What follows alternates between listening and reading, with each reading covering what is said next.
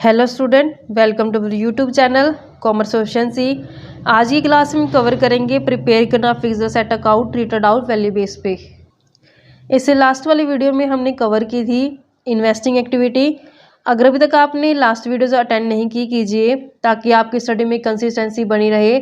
अगर अभी तक आपने मेरे चैनल कॉमर्स एफिशिएंसी को सब्सक्राइब नहीं किया, सब्सक्राइब कीजिए ताकि जब भी मैं न्यू वीडियोज़ अपलोड करूँ सबसे पहले नोटिफिकेशन आपके पास जाए, आप वीडियोस को सबसे पहले देखें और आपकी स्टडी बूस्टअप हो। Ascertainment missing figure by preparing fixed assets account, यानी कि हमने यहाँ पे फिक्स्ड असेट्स अकाउंट बनाना है और अकाउंट की हेल्प से जो मिसिंग फिगर है वो कैलकुलेट करके चलेंगे। तो यहाँ पे दो तरीके होते हैं फिक्स्ड असेट्स अकाउंट को बनाने के, एक होता है रिटर्न डाउन वैल्यू बेस और दूसरा होता है ओरिजिनल कॉस्ट।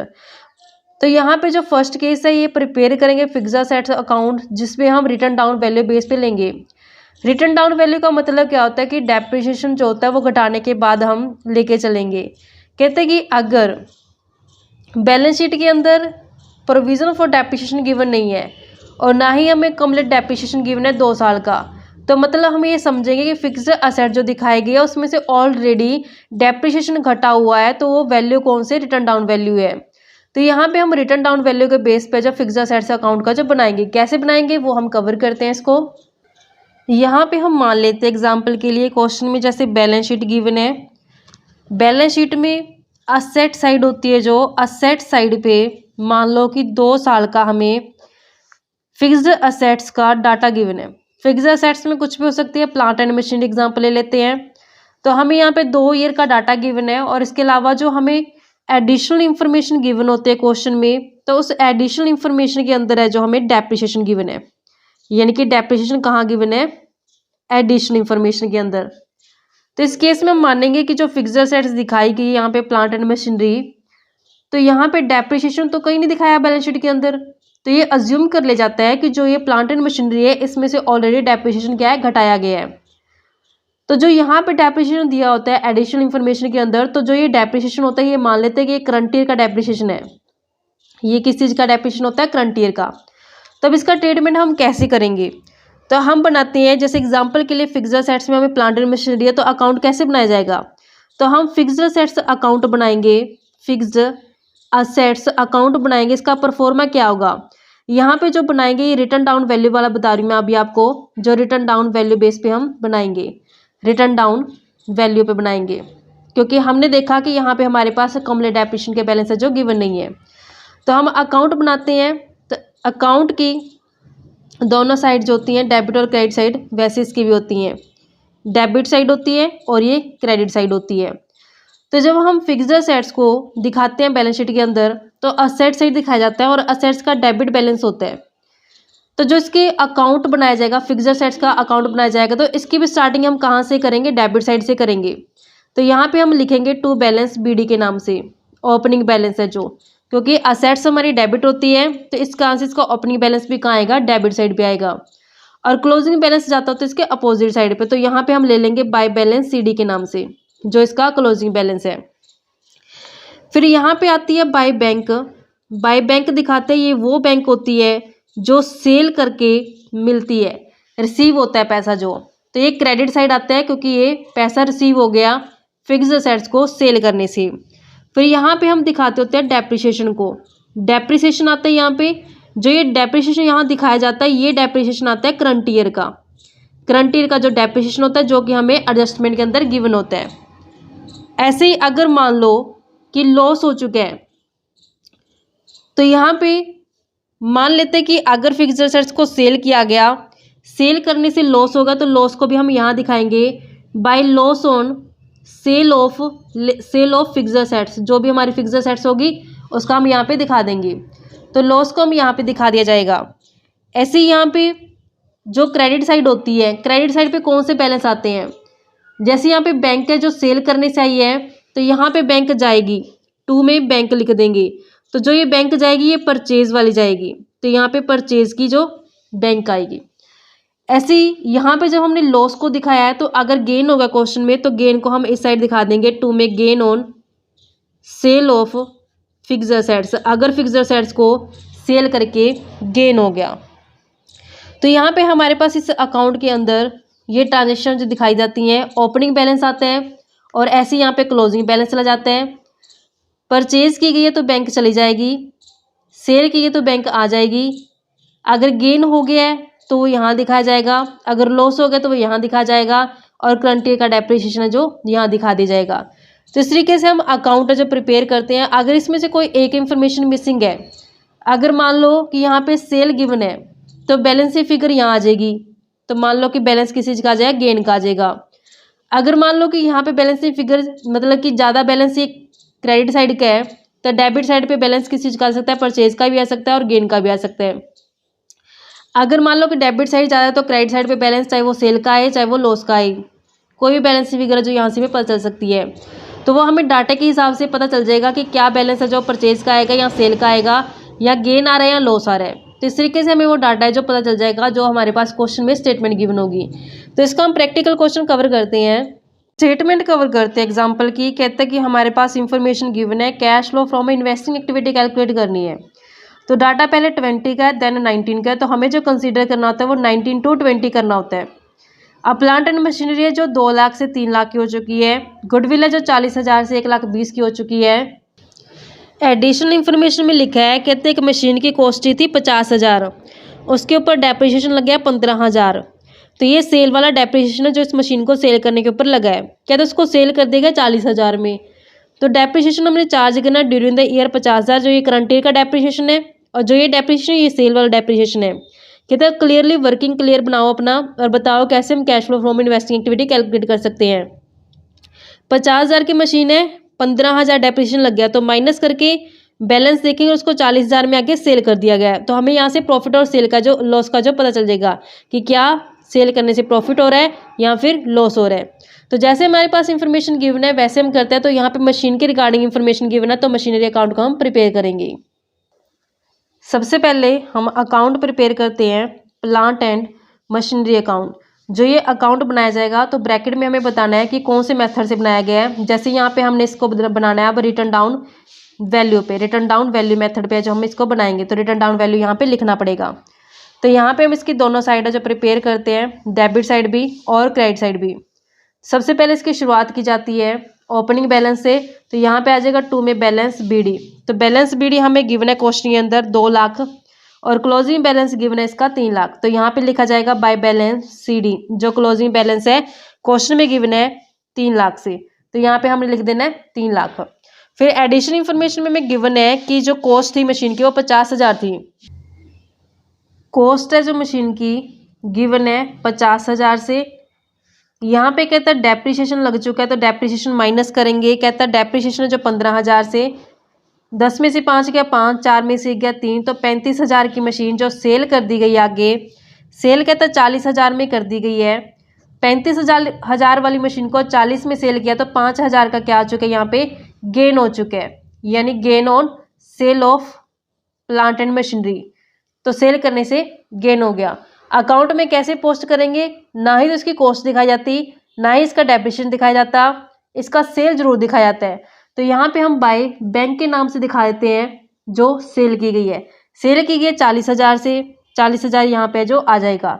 फिर गेन, गेन को हम यहाँ दिखाते होते हैं 2 में gain on sale of, gain on sale of plant and machinery.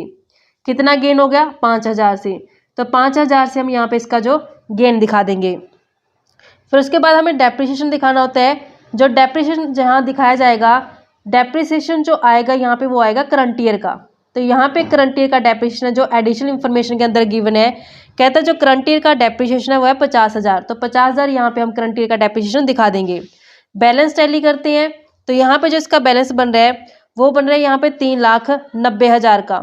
3,90,000 balance आया है, तो बैलेंसिंग फिगर यहाँ बच रही है 1,85,000 की। बैलेंसिंग फिगर किस चीज़ की बच रही है, 1,85,000 की। तो हमने देखा कि यहाँ पे 3 डाटा आते हैं, एक तो बैलेंस आता है, एक गेन आता है, और तीसरा यहाँ पे जो बैलेंस आता है बैंक का जो परचेज का आता है। तो ऑब्वियस है कि यहाँ पे बैलेंसिंग फिगर किस चीज़ की बचेगी, परचेज की बचेगी। तो U2 बैंक के नाम से यहाँ पे लिख देंगे, ये बैलेंसिंग फिगर है परचेज की। हम प्रिपेयर करते हैं अब cash flow from investing activity पूछी गई है हमसे क्वेश्चन में, तो इन्वेस्टिंग एक्टिविटी कैलकुलेट करेंगे।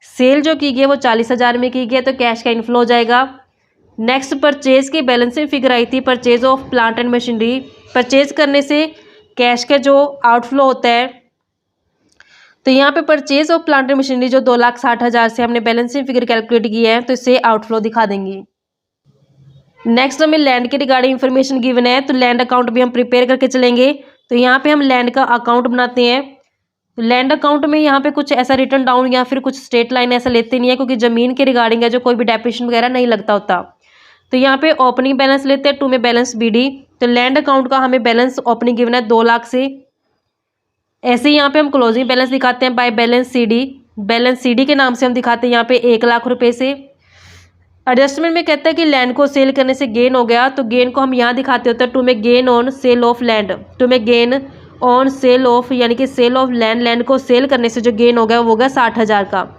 तो यहाँ पे अब इसकी बैलेंस शीट फिगर जो आती है, यहाँ पे 2,60,000 बनता है, यहाँ पे 2,60,000 बनता है। तो बैलेंस शीट फिगर है जो यहाँ पे आएगी, इसकी जो बैलेंसिंग फिगर बनती है यहाँ पे वो बनती है हमारे पास 1,60,000 से। 1,60,000 अब बैलेंसिंग फिगर किस चीज़ की आएगी, यहाँ पे बोला है कि गेन हो गया सेल करने से लैंड को। तो वैसे तो यहाँ पे क्या पता चल जाएगा, हमें सेल पता चल जाएगी, यानी कि बैंक कितना आया सेल करने से वो पता चल जाएगा। बैलेंसिंग फिगर किस चीज़ की आ जाएगी, सेल की आ जाएगी। सेल करने से तभी तो यहाँ पे गेन हुआ होगा। तो यहाँ पे जब सेल किया गया है लैंड को, तो हम इसको इन्वेस्टिंग एक्टिविटी जब दिखाएंगे, तो इन्वेस्टिंग एक्टिविटी में क्या होगा, इससे कैश का इनफ्लो होगा। तो यहाँ पे इसको दिखाया जाएगा सेल ऑफ लैंड को। लैंड को सेल करके कितना इनफ्लो हो चुका है, यहाँ पे हमने देखा 1,60,000 का। तो 1,60,000 का जो कैश इनफ्लो जो हो चुका है। उसके बाद हमें नॉन करंट इन्वेस्टमेंट गिवन है जो 40,000 से 1 लाख हो चुकी है। नॉन करंट इन्वेस्टमेंट की वैल्यू कब बढ़ी होगी, जब हमने परचेज की होगी। तो हमने परचेज की है नॉन करंट इन्वेस्टमेंट, तो purchase of non current investment को परचेज किया गया, तभी इसका बैलेंस बढ़ गया 60,000 से, जिससे कैश का जो आउटफ्लो हो जाएगा। तो जब हम इसका बैलेंसिंग करेंगे तो ये नेगेटिव बन जाएगा 1,20,000 से, यानी कि यहाँ पे net cash flow from investing activity कितना है 1,20,000, यानी कि नेगेटिव में आया, तो इसका इसको यूज़ किया गया। तो यहाँ पे इसको किस तरीके से लिखेंगे कि जो नेट कैश यूज़ किया गया है, यूज्ड इन इन्वेस्टिंग एक्टिविटी, यानी कि इन्वेस्टिंग एक्टिविटी के अंदर कितना जो कैश का इस्तेमाल किया गया। इस तरीके से बच्चों ये सम था। आई होप कि आपको क्लियर हो गए होंगे दोनों एग्जाम्पल। नेक्स्ट क्लास में हम कवर करेंगे इसी का सेकंड पार्ट जो बनता है, अगर ओरिजिनल कॉस्ट बेस पे हम प्रिपेयर करते हैं फिक्स्ड एसेट्स अकाउंट को, तो उसका ट्रीटमेंट क्या रहेगा। तो ऐसे ही रेगुलर वीडियो देखने के लिए आप मेरे चैनल कॉमर्स प्रोफिशिएंसी को सब्सक्राइब, लाइक एंड शेयर करें।